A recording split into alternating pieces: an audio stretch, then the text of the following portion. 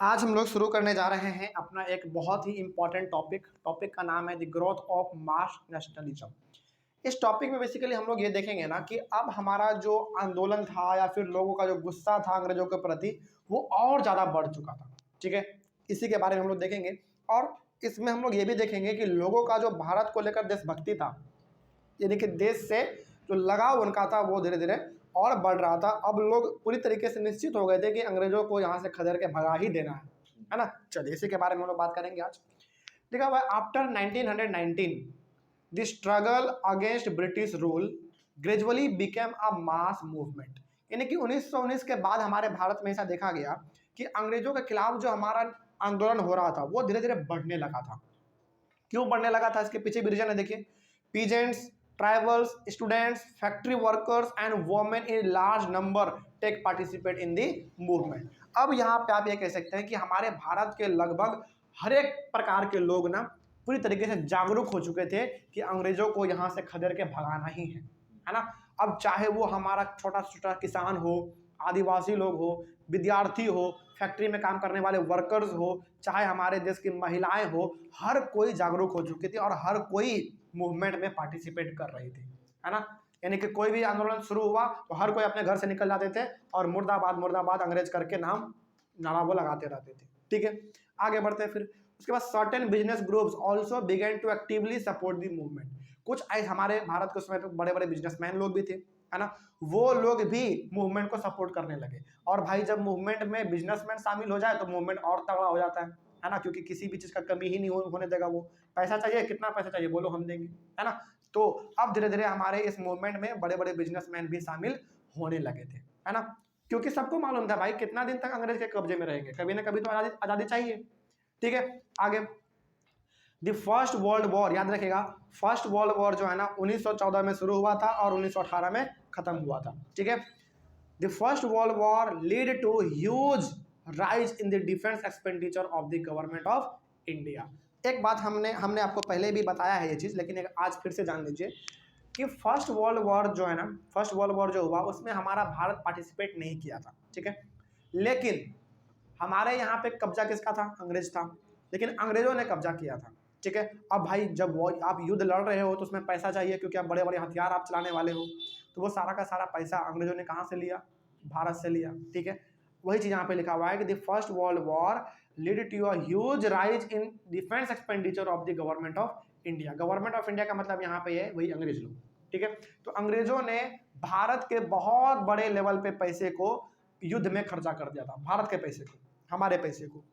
The government increase taxes on individual incomes and business profits. अब देखो वो इतना ज़्यादा पैसा खर्च कर चुका है तो उसको पैसा कहीं ना कहीं से तो ऊपर करना ही पड़ेगा, है ना। ऊपर करने के लिए उन्होंने क्या तरीका आजमाया, इनकम के ऊपर टैक्स लगा दिया। यानी कि मान लीजिए यदि हम 10,000 रुपये महीने का कमाते हैं तो 10,000 में से 1,000 या फिर 2,000 हमको गवर्नमेंट को जाकर टैक्स के रूप में देना पड़ता था। एंड बिजनेस प्रॉफिट्स, और यदि कोई बिजनेसमैन है वो यदि प्रॉफिट कमा रहा है, उसका प्रॉफिट हो रहा है, तो वो भी जाकर टैक्स के रूप में देता था। ऐसा क्यों कर रहा है वो लोग, ताकि उसका जो खर्चा हुआ है युद्ध में वो भरपाई हो सके। ठीक है, आगे on the other hand business groups earn huge profits from the war because the war created a demand for industrial goods like jute bags, cloth etcetera and cause a decline of imports from other countries into India. और इसी समय पे हमारे भारत के जो बड़े बड़े businessman थे ना उनको उभरने का मौका मिल गया। हाँ, टिस्को ये सब जो थे उनको मौका मिल गया, क्योंकि फर्स्ट वर्ल्ड वॉर में, अब देखो भाई फर्स्ट वर्ल्ड वॉर ना बहुत बड़े लेवल पे लड़ा गया था, है ना, और बहुत प्रकार के कंट्री उसमें पार्टिसिपेट किए थे, बहुत सारे देश तो तबाह हो गए थे, बहुत सारे लोग जान से मारे गए थे। तो अब आर्मी है और इस फर्स्ट वर्ल्ड वॉर में अंग्रेज पार्टिसिपेट किया था और अंग्रेजों का कब्जा कहाँ पे था, भारत में था, है ना। तो इन्होंने जब फर्स्ट वर्ल्ड वॉर में पार्टिसिपेट किया ना, तो अब सोल्जर्स को क्या चाहिए, कपड़ा चाहिए, जूता चाहिए, बैग चाहिए, अलग अलग प्रकार का चीज़ चाहिए। तो इन सारे चीज़ों का जिम्मेदारी जो है ना वो भारत के बड़े बड़े बिजनेसमैन को मिल गया कि तुम हमारे सोल्जर्स के लिए ये सारा चीज़ बनाओ, हम लोग को बदले में पैसा देंगे। तो यहाँ पे उभरने का मौका जो है हमारे बिजनेसमैन को मिल गया। ठीक है, और दूसरा बात, युद्ध का समय है तो विदेश का कपड़ा हमारे भारत में भी नहीं आ पा रहा था, क्योंकि भाई युद्ध के समय में आप कैसे सामान को लेकर आओगे, मार दिया जाएगा आप ही को, है ना, ये चीज़। तो अब यहाँ पे मौका मिल गया हम लोगों को उभरने का। उसके बाद so Indian industries expanded during the war. तो फर्स्ट वर्ल्ड वॉर के दौरान जो है हमारा भारत का इंडस्ट्री को उभरने का मौका मिला, वो बहुत ज़्यादा प्रॉफिट कमाए उस समय पे, ठीक है। उसके बाद the war also led the British to expand their army.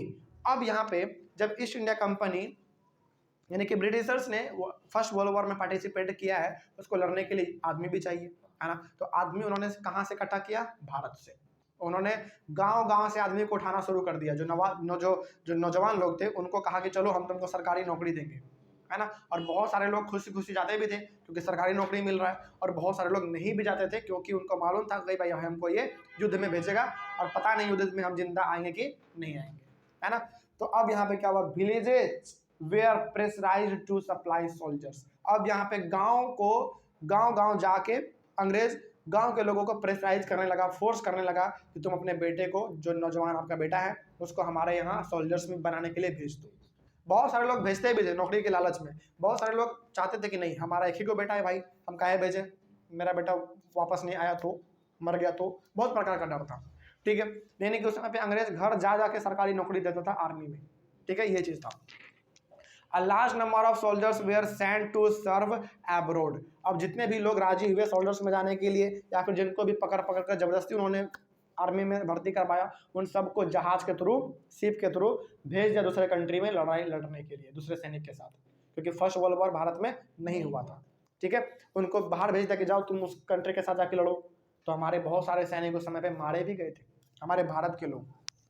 उसके बाद मैंने return after the war with an understanding of the ways in which British powers were exploiting the peoples of Asia and Africa and with a desire to oppose colonial rule in India।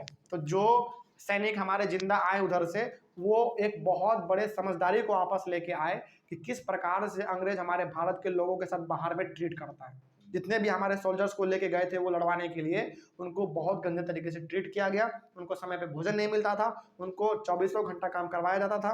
वो सारा का सारे understanding वो अपने साथ लेके आया, और भारत के लोगों को वो चीज़ जब बताने लगा तो भारत के लोगों का खून और खौल गया कि एक तो तुम हमारे सैनिक को जबरदस्ती यहाँ से पकड़ के लेके गए और उनको वहाँ पे तुम कोई फैसिलिटी भी नहीं दी, है ना। ये सारा चीज़ हमारे भारत में अब होने लगा। और एशिया और अफ्रीका के जो हमारे लोग थे ना, उनको ज़्यादा टॉर्चर करते थे कौन? अंग्रेज लोग, ठीक है। उसके बाद in 1917 there was a revolution in Russia. Russia भी उस समय पे भी रशियन रेवोल्यूशन हुआ था। आप क्लास 9th में आइए, उसमें चैप्टर नंबर आपका 2 है, उसमें आपको पढ़ाएंगे रशियन रेवोल्यूशन। 1917 में रसिया में भी रेवोल्यूशन हो गया था। यानी कि वहाँ के जो राजा थे ना, वो राजा वहाँ के वर्कर्स को, वहाँ के किसान को कुछ भी नहीं समझता था, अंधाधुंध काम करवाता था। तो वहाँ पे भी वहाँ के वर्कर्स ने, किसानों ने अपने राजा के खिलाफ आंदोलन छेड़ दिया था, ठीक है। अब क्या हुआ? News about peasants and workers struggle in Russia also develop a desire to oppose colonial rule in India. तो हम लोगों को ना इंस्पिरेशन मिला अलग अलग जगह से। फर्स्ट वर्ल्ड वॉर से भी हमको इंस्पिरेशन मिला, और रसिया में जो रेवोल्यूशन हुआ वहां से भी हमको इंस्पिरेशन मिला कि किस प्रकार से किसान को, किस प्रकार से वर्कर्स को दबाया जा रहा है। तो क्यों ना हम लोग अपने भारत में भी अपनी आवाज को बुलंद करें, है ना। जब वहां पे वहां के लोग अपने राजा के खिलाफ लड़ सकते हैं, तो यहाँ पे हम लोग अंग्रेज के खिलाफ क्यों नहीं लड़ सकते?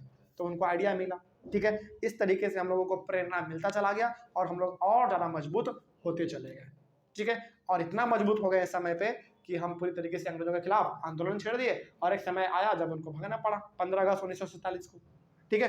चलिए, तो ये वाला भी टॉपिक हमारा कंप्लीट हो गया। अगले वाले क्लास में हम लोग बात करेंगे the advent of Mahatma Gandhi. अब हमारे भारत के इतिहास में महात्मा गांधी का एंट्री होने वाला है। यहाँ तक आपने जो भी पढ़ा है, क्या महात्मा गांधी का एक बार भी जिक्र हुआ? नहीं हुआ। अब महात्मा गांधी का जिक्र होगा, इसको हम लोग अपने अगले वाले क्लास में शुरू करेंगे। थैंक यू वेरी मच, और मिलते हैं अगले वाले क्लास में।